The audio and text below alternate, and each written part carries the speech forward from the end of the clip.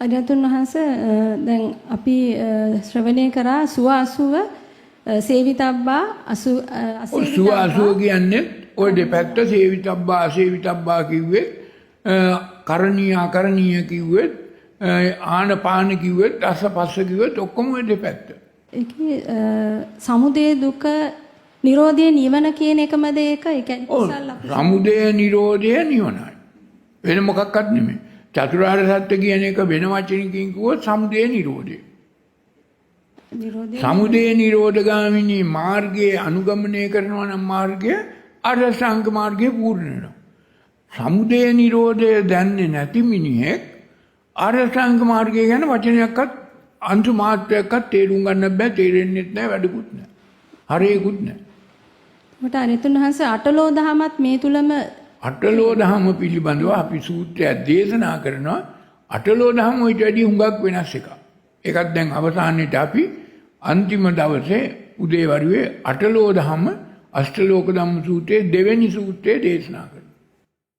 අරිහතුන් වහන්සේ දැන් අනුස්සති යම් පුද්ගලයෙක් අනුස්සති වඩනකොට කාලයක් යනකොට ඒක කාලයක් නෙමෙයි දවස ගානෙම ඒ පුද්ගලයාගේ අතුලාන්තයේ අධ්‍යාත්මය පිරිසිදු වෙනවා. එතකොට මේ පුද්ගලයාට දැන් දවස ගානෙම නිවනට ලං වෙනවා. දවස ගානෙම කුණු සලාහ රාස් කරනවා. අර රාගයෙන් ඇලෙනකොට, දේශයෙන් ගැටෙනකොට, මෝහයෙන් මුලා වෙනකොට බුද්ධානුස්සතිය එකවරම එනවා නම් එතන ඒ මොකක්ද? ඒක ඉතින් සමහර කෙනෙකුට එහෙම වෙන්නත් පුළුවන්. නමුත් ඒ සංසාරේ කවදා හරි ප්‍රගුණ කළා අහගෙන තියෙනවා. නැතුව නිකම් වෙන්න බෑ. ඔබ සියලු දෙනා අතීතයේ තවත් බුදුවරුන්ගෙන් බුද්ධ ශ්‍රාවකයන්ගෙන් අනන්තවත් බණ අහන්න ඇති. ඇහුවට වැඩක් නැහැ, මේක අනුගමනය කරලා නැහැ. මේක තං සුනාත සාදුකම් මනසිකරවත වාසිස්සාමි. අභ්‍යාස කරන්න ඕනේ, භාවිතයට ගන්න ඕනේ, එක්සර්සයිස් කරන්න. අනුස්සති හැටියට වඩන්න ඕනේ. ඒක නිසා මේ අනුස්සති වැඩුවේ නැත්නම් භාවිතයට අරන් නැහැ. හොඳට ඉන්නවා ධම්මවිහාරී සූත්‍රයක් තියෙනවා, ත්‍රිපිටකයේ සූත්‍ර දෙකක් තියෙනවා. කොටසක් ඉන්නවා බුදුහාමුදුරුවෝ කියනවා මේ පරියත්ති බහුලෝ මුළු ත්‍රිපිටකයම අගේ නම් වලට කටපාඩමින් කියන්න පුළුවන් පරියත්ති බහුලෝ න ධම්මවිහාරී විඤ්ඤති පටිසල්ලාන. එහෙමම කියලා තියෙනවා. ඊට පස්සේ පරියත්ති බහුලෝ, දෙවෙනි කොටස සංයත්ති බහුලෝ, තුන්වෙනි කොටස සජ්ජාය බහුලෝ. පිරිත් පොත අගේ නම් වලට හොඳට කියවන්න පුළුවන්.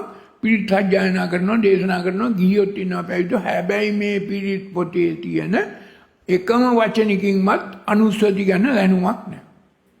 තේරුමක් නැහැ. තව කොටසක් ඉන්නවා විතක්ක බහුලෝ.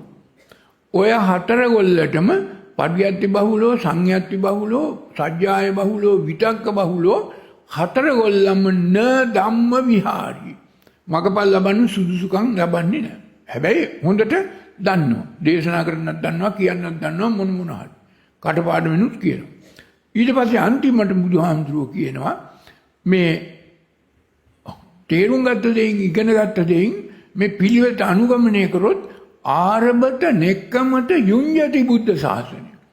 අන්නේ පුද්ගලයා ධම්ම විහාරී, ඒ පුද්ගලයා අර යුඤ්ජති බුද්ධ ශාසනය අනුගමනය කරනවා, යෙදෙනවා. රිඤ්ජති නෑ, ඒ පුද්ගලයා යුඤ්ජති. අරිහතුන් වහන්සේ අවසාන ප්‍රශ්නේ සමා වෙන්න ඕනේ.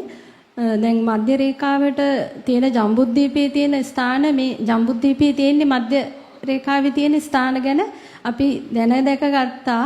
එතකොට මේ ස්ථානය ගැන ඇත්තටම මේ සිරිසද්දන් මේ දේශනා කරන මේ ස්ථානය